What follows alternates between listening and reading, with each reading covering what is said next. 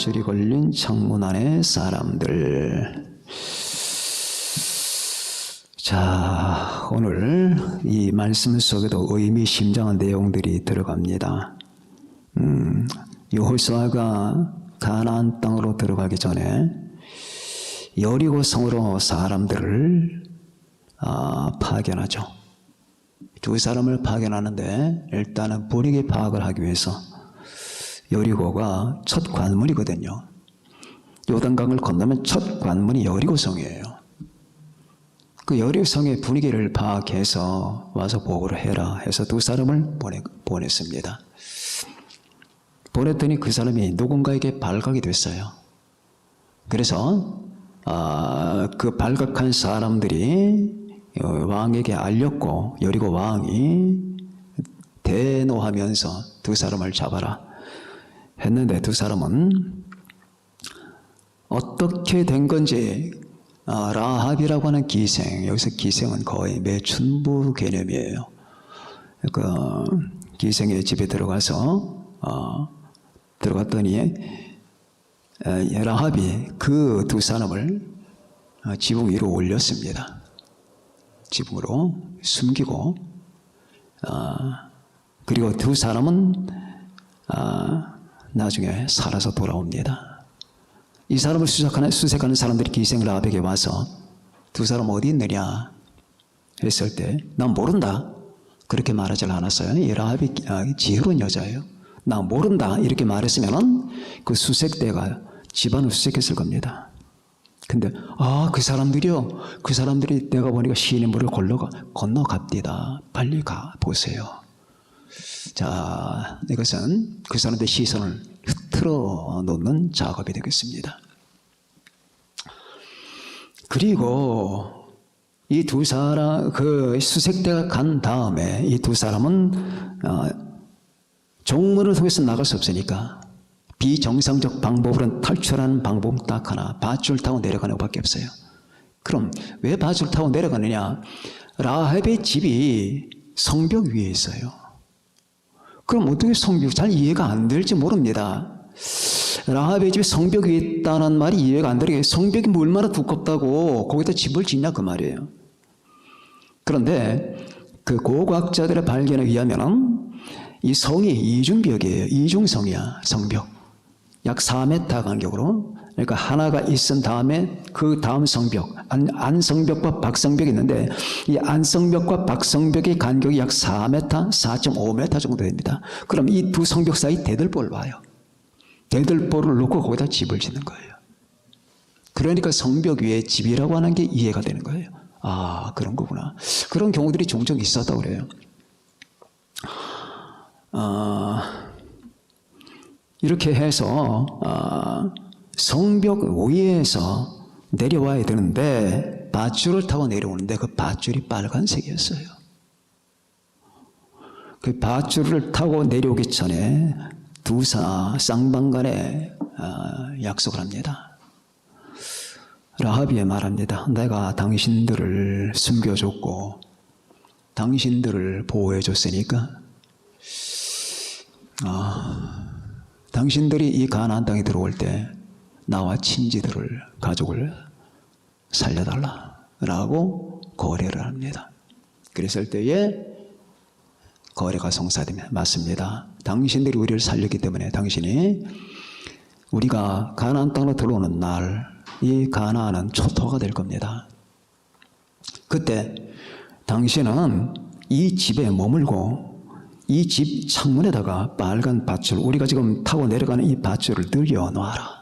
그러면은 저 집이 라합의 집이구나 라고 이스라엘 사람이 알게 될 테고, 그리고 당신 집안에 있는 사람은 당신의 식구든지 친진이 어떤 누구도 머리털 끝 하나도 손대지 않을 겁니다. 그러니 이 집안에 모여 있으세요. 그러나 만일의 경우에 당신이 이 비밀을 누설한다거나 우리가 들어오는 날에 이 집을 벗어나서 거리를 움직인다든지 그러면은 우리 책임 못 집니다.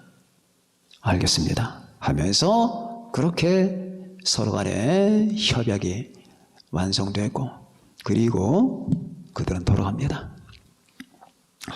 자, 그럼 이 질문, 도대체 이 빨간 줄이 뭐냐?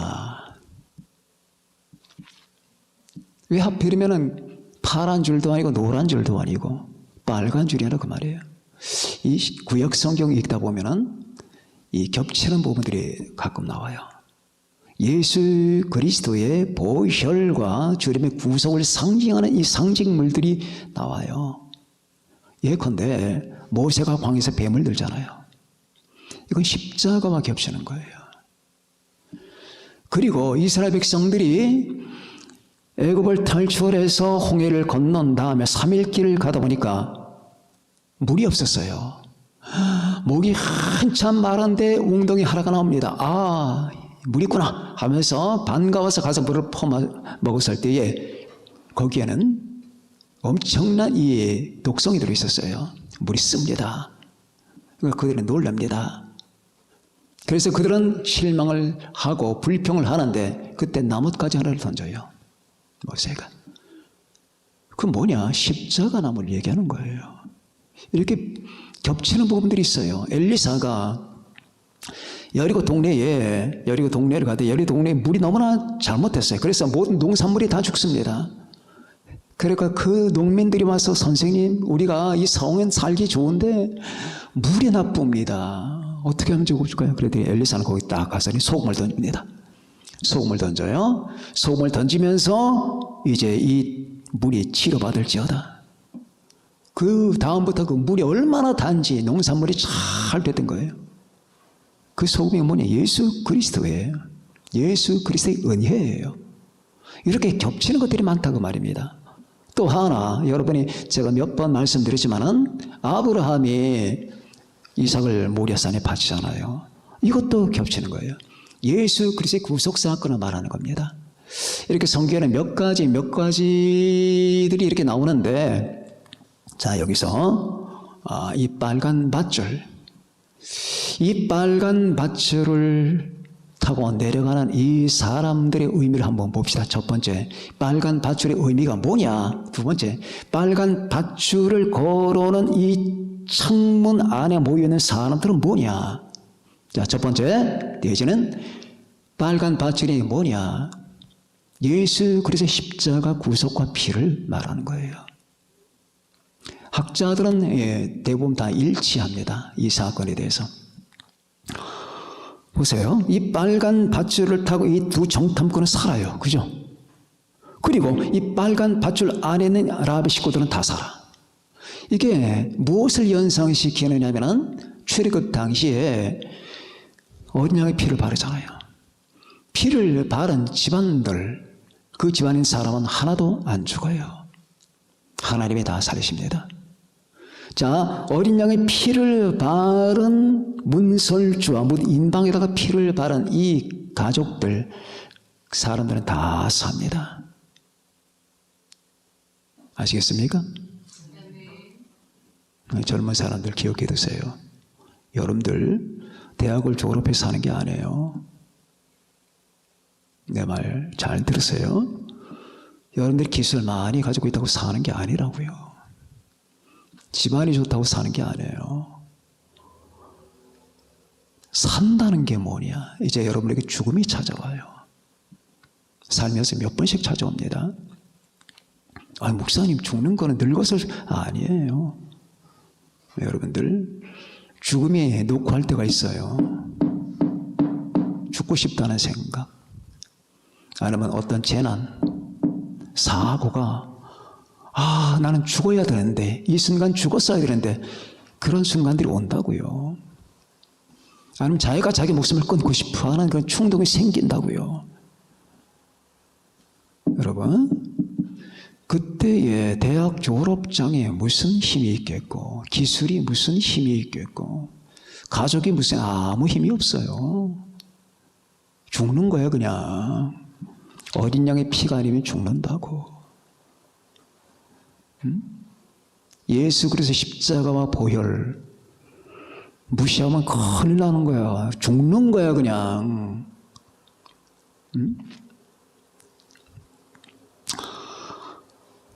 그리고 죽을 때도 마찬가지야. 예수 그리스도의 보혈과 피가 없으면 엄청난 고통에 시달려. 그래서 이 청소년들은 이게 무슨 말인지를 이해하기가 힘들어요. 이 세상의 모든 죽는 사람을 다 연구해봐. 예수님의 피와 보혈, 그걸 믿고 이 세상을 떠나는 사람들은 얼굴이 평안해. 다 그래. 근데 예수 그리스도를 믿지 않고 주님의 보혈이 없는 상태에서 죽는 사람들은 이를 박박 깔고 눈동자가 뒤집어져. 얼굴이 삭하고 고통에 두려움에 다 질려 있어. 다 그래. 왜 그럴까? 자, 그래서 교회에 가면은 우리 목사님이 그 선생님인데 그냥 어린 양의 피, 예수 그리스도의 구속 십자가 보혈 얘기했는데 그때는 그냥 막 지겨울 정도였는데 이게 사실이었구나. 이거 외에는 길이 없구나. 인생의 모든 고난도 마찬가지예요. 여러분, 자, A라는 사람과 B라는 사람이 똑같이 사업을 해요. 그런데 한 사람은 교회 신실한 집사고 한 사람은 뭐 예수 따위가 나하고 무슨 상관이야, 이런 사람이야. 그냥 꿈만 부풀어서 자기 비즈니스, 자기 사업 구상에만 열중하는데 두 사람 모두 다 환난이 왔어. 정말 왕창 다 무너지든지 가정이 망가지든지 인생이 완전히 나 동그라질 정도의 처지가 됐단 말입니다. 두 사람은 뭘 똑같아. 형편이 지금 나 동그라져서 이제 완전히 끝난 거야. 인생은 가족마저 해체되기 바로 직전인데 두 사람이 뭘 갖고 다 움직인단 말이야. 자, 이 사람, 이 예수 안 믿는 사람은 어떻게 하면 이걸 벗어날까? 내 친구들 인맥을 한번 다 뒤져보고 내가 가지고 있는 저금 통장을 다 싹싹 긁어 모아보고 그리고 나와 관계되어 있는 사람들이 나에게 빚진 거 없나? 그 사람이 돈을 한번 다 긁어봐야 되고 아니면 내가 지금 그동안 인맥을 쌓아왔는데 그 사람 어느 회사 중역이지? 아니면 그 사람 어떤 장관이지? 다 이렇게 한번 해보고 있는 모든 없는 것 다 재산 다 가동시키면서 거기서 빠져라고 분별합니다. 살 것 같아요? 죽어요. 이 사람은 못 삽니다. 지금 당장 반짝거리고 뭘로 긁어 모아서 했다 합시다. 또 온다고 그 순간들이. 그러나 이 사람은 아무 생각 안 해. 하나님을 믿고 예수 그리스도의 구속을 믿고 나를 위해서 십자가 죽으신 그분께서 나를 위해서 목숨을 던지셨는데 나를 내 운명을 망가뜨릴까? 아니다. 그분은 믿는 거야. 누가 이길 것 같아요? 이 사람이 이기는 거야. 아멘? 이 사람이 일어나는 거예요. 보혈이 그렇게 무서운 거예요. 산 사람에게나 죽어갈 사람에게나 모두 보혈은 다 효력이 있는 거야. 엄청난 효력이 있는 거야. 이거를 몰라. 자, 빨간 밧줄 붙들고 내려가야지 탈출할 수 있다고. 당신은 이 빨간 밧줄을 붙들고 나가야지 당신은 목숨을 건진다니까. 이거 안 붙잡으면 당신 살 길이 없어요. 이 빨간 밧줄이 이 사람을 살리고 그 다음에 라합의 가정을 살리잖아요. 주 예수 그리스도의 십자가와 보혈. 이것이 영적인 구원에만 해당되는 줄 알았는데 여러분, 신실한 신자들 봐. 신실한 신자들은 항상 그 마음속에 우리 주 아버지 하나님과 예수 그리스도에 대한 감사로 충만하단 말이야. 그리고 주 예수님이 그 어린 양의 피, 나를 위하여 죽으신 그 희생에 대한 놀라운 감사가 있단 말이죠. 이게 가만히 내 안에서 그냥 딱 멈춰 있는 게 아니에요. 이것이 내 삶의 동력을 제공하는 거예요. 나로 하여금 어떤 것도 무서워하지 않게 만들고 어떤 것도 두려워하지 않게 만들고 어떤 것에 의해서도 낙심하지 않게 만들고. 왜? 자기 아들을 아끼지 아니하시고 우리 모든 사람을 위해서 내주시는 이가 어찌 그 아들과 함께 모든 것을 우리에게 주시지 아니겠느냐.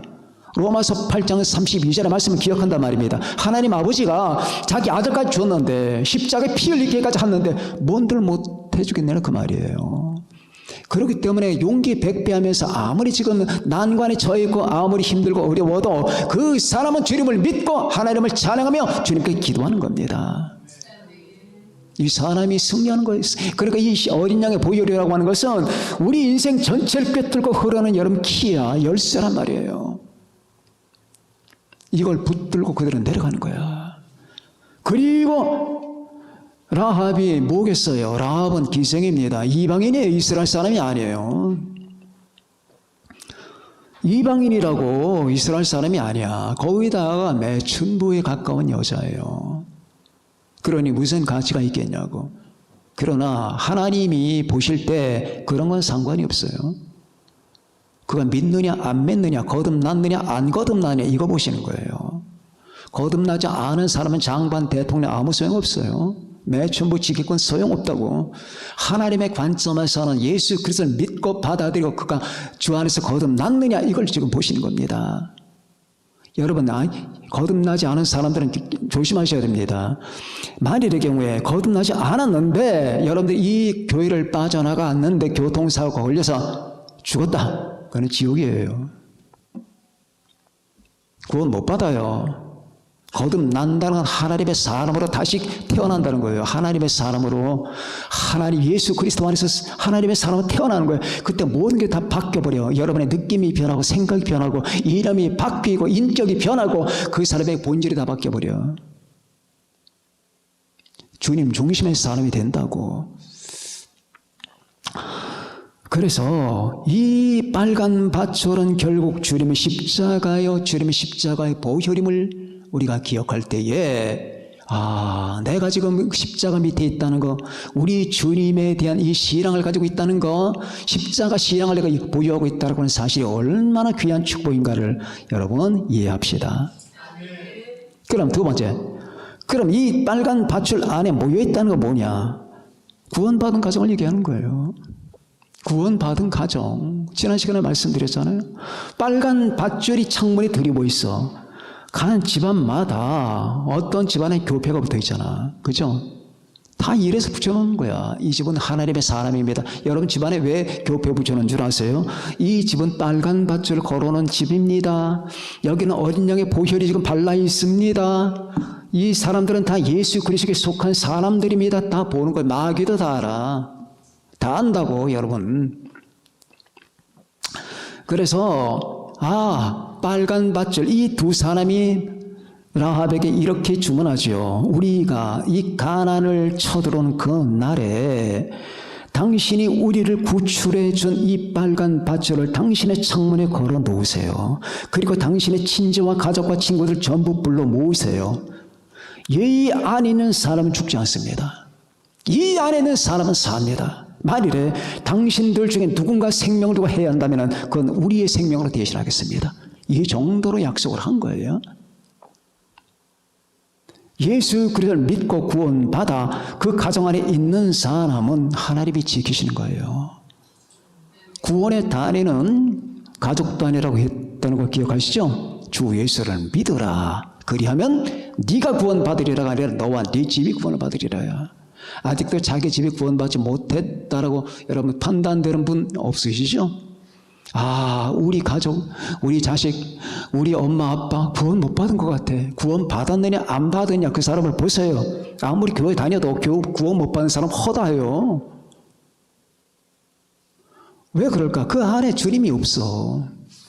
주님 중심이 아니야. 그 사람의 사고 방식이나 그 사람의 감정 방식, 사람들 대하는 방식이나 모든 것들이 주님 중심이 아니고 주님께 대한 감사가 없고 믿음에 대한 감격이 없고 하나님이 날 구원하시는 데 대한 이 여러분 감격적인 느낌이 없어요. 그러면 안 되는 거야. 자, 그러면은 주 예수를 믿어라. 그리하면 너와 내 집이 주 예수를 믿어라. 주 예수가 밧줄이랄 말이야. 이 밧줄 창문에 걸어놨어. 그러니까 이 라합의 가족은 이제 이방인의 가족에서 이스라엘 가족으로 편입이 되는 겁니다. 그리고 이 여자가 메시아의 족보가 되는 거예요. 마태복음에 나오잖아요. 아브라함은 이삭을 낳고 이삭은 야곱을 낳고 야곱은 12조상을 낳고 이렇게 쭉쭉 나옵니다.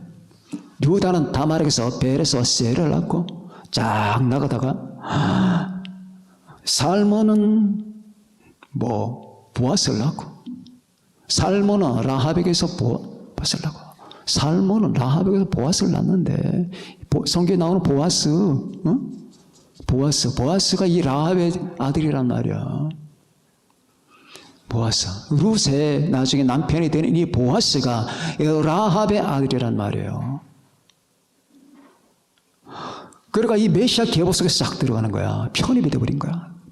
이방 여자인데 이스라엘 사람들이 개처럼 여기는 이방 민족이지만은 그러나 그 밧줄 걸어놨기 때문에 그 사람은 이방 여인이나 가나안 여인이나 이게 중요한 게 아니라 밧줄, 빨간 밧줄 하나 때문에 이스라엘 백성 안으로 편입이 됐고 거기에다가 한 술 더 떠서 이 사람은 메시아의 계보에 들어가는 여자가 됐다고 말입니다. 그 얼마나 놀라운 표현합니까? 아, 구원받은 가정. 여러분, 이 구원받은 가정이 되는 거예요. 구원받은 가정. 일단 나 한 사람이 구원받는 게 중요하죠. 그러나 내가 한 사람 구원받는 것만큼이나 중요한 것이 내 가정 구원이에요. 그래서 가족 구원을 위해서 여러분 우리 힘을 다해야 됩니다. 여러분의 가족은 전부 다 구원받으셨습니까? 여러분의 현 가족 아니면 나의 부모님의 가족, 나의 자식의 가족 많이 자꾸 번져나가잖아요. 그럼 이것이 전부 뻗어나가야 돼요. 여러분 속에 이 믿음이 진실로 이 빨간 밧줄에 믿음이 있는 사람들은 여러분 파워가 있습니다. 왜 사람들이 절박한 마음을 갖고 있지 않느냐. 내 남편, 내 아내, 내 부모님이, 내 자식이 지금 멸망길로 가. 내가 보니까 그 아이들이, 그 부모님이, 그 내 친구가 지금 지옥 문 앞에 놓고 하고 있어. 지옥 문이 딱 열면서, 마귀가 열면서 그래 들어와. 그러면 끝나는 거야. 근데 아직 안 열렸어. 근데 서 있기는 지옥 문 앞에 있어. 이걸 눈으로 보면서 가만히 있느냐? 어떻게 당신이 먹을 걸 다 먹고 갈 곳 다 가고 할 것 다 하면서 그 자식들과 부모님과 내 친지들에게 아무런 여러분 중보심이 없느냐 그 말이에요. 왜 그럴까? 그 안에 피의 신앙이 적어요. 주의 보혈이 무엇 때문에, 주님이 무엇 때문에 저 십자가를 졌는 줄 알아? 너 때문이야. 너 당신 때문이야. 그러면은 당신은 구원받았다 하자. 당신 남편은 뭐고, 당신 아내는 뭐고, 당신 부모는 뭐고, 자식은 뭔데? 목사님이 잘 안 됩니다. 안 되는 거 알아요. 압니다. 안 되는 거 진짜 이거 인간은 개는 잡아먹는다고 그러지 인간은 그렇게 못하는 거야. 그러기에 더욱 여러분 안에서 이 보혈의 신앙이 빛나는 거예요. 그럼에도 불구하고 포기하지 않고 내가 살아있는 한, 내가 목숨 붙어있는 한, 내가 당신을 하나님이 아니기 때문에 번쩍 알아서 천국에 집어넣지는 못해. 그러나 이렇게는 할 수 있어. 하나님 저 사람을 번쩍 알아서 천국에 집어넣어 달라고 나는 내 목숨이 붙어있는 날 기도할 것이고 당신을 귀찮게 할 것이고. 구원받은 가정, 구원받은 가정이에요. 구원받은 가정이어야 돼요. 여러분 이 귀에 못이 박히도록 제가 하는 얘기가 뭐냐. 다 쓸데없어요. 다 쓸데없다고. 여러분들이 지금 굉장히 중요하게 생각하는 게 있습니까? 여러분 제가 중학교 다닐 때 뭐가 유행했냐면 청바지가 나팔바지가 유행했어. 나팔바지. 아이들이 나팔바지. 그럼 모자챙에다가 설탕물을 먹여. 모자를 쓰고 다녔거든. 설탕물을 먹이면 이 모자가 빳빳하게 서. 나도 가끔 거기 한 번 휩쓸렸었어. 설탕물이 아니라 거기 초를 먹였어. 초를 갖다가 녹여서 거기다 부고 다리미를 때리잖아. 그럼 까만 모자인데 까만 모자에 초가 안 남아 싹 배에 들어가. 전혀 몰라. 나도 한 번은 그런 유혹을 받았다고 모자 쓰고 다니는데 아이들에게 나팔바지가 얼마나 중요한지 몰라. 나팔바지. 그래서 걸렸다 하면 규율부장에게 야단도 맞고 매도 맞고 했었죠. 그게 뭐가 중요한데? 나팔바지가 이제 와서 생각하면 뭐가 중요하냐고. 또 이 머리 키우는 거 되게 중요해. 우리 고등학교 때 아이들이 졸업반이잖아. 고등학교 3학년 되면은 우리는 당시에 머리를 상고머리를 깎고 다녀요. 상고머리. 지금처럼 자유로운 게 아니에요. 무조건 상고머리야. 2부 머리 아니면 2부가리 아니면 상고머리야. 2부는 이 삭발에서 약간 큰 머리, 상고머리는 약간 큰 머리칼. 여기서 벗어나면은 큰일 나는 거야. 두드려 맞는다고 엎드려 뻗쳐서 몽둥이를 맞아. 그런데 고등학교 3학년 되면은 겉멋이 들어가지고 머리를 자꾸 기르려고 해. 조금만 더, 한 3cm만 더, 5cm만 더. 그러면은 그 체육부나 교육부 선생님 오셔서 바리깡을 갖고 다녀. 확 밀어버려. 확 밀어버린다. 그럼 애들이 성질이 아주 그냥 고약한 애들은 선생님한테 달려들 스케스티스야. 달려들지 못하지. 왜? 그 당시는 선생에게 달려든다는 게 생각을 못했지. 그런데 자기가 그렇게 중시하던 머리를 그냥 바리깡으로 밀어버리니까 이 머리에 고속도로가 나는 거지. 자, 고속도로가 나는 거야. 그러니까 겉에서 보면은 주변은 까만데 여기만 하얘. 그럼 걔가 며칠 동안은 거의 죽을 맛이야. 죽을 맛이라고, 머리칼 때문에. 근데 그 머리칼이 뭐가 중요한데? 지금 그 아이가 지난 세월을 생각하면서 그때 내가 그렇게 중시했던 머리칼, 그건 개떡도 아니야. 아무것도 아니야. 뭐가 중요한데? 응? 아무것도 아닌 것 가지고 굉장히 중요한 것까지, 지금 우리가 생각하는 중요한 것, 아무것도 아닌 것들이 아무런 의미도 없고 쓸모도 없고 가치도 없고, 그런 것들을 인간이 붙들고 파리똥 같은 걸 붙들고 살아가는 것들이 천재라고. 응? 그게 뭐냐고. 인생에서 중요한 거는 하나님이에요. 인생에서 중요한 건 예수 그리스도야. 내 존재와 인생에서 중요한 건 예수 그리스도 십자가와 은혜야. 그리고 교회야. 그보다 중요한 거 있으면 갖고 와봐. 그거보다 중요한 게 있으면 갖고 와보라고. 다 쓰레기야. 네가 갖고 오는 거, 당신이 갖고 오는 내가 볼 땐 다 쓰레기일 걸 아마? 갖고 와 봐. 다 쓰레기들 갖고 오지.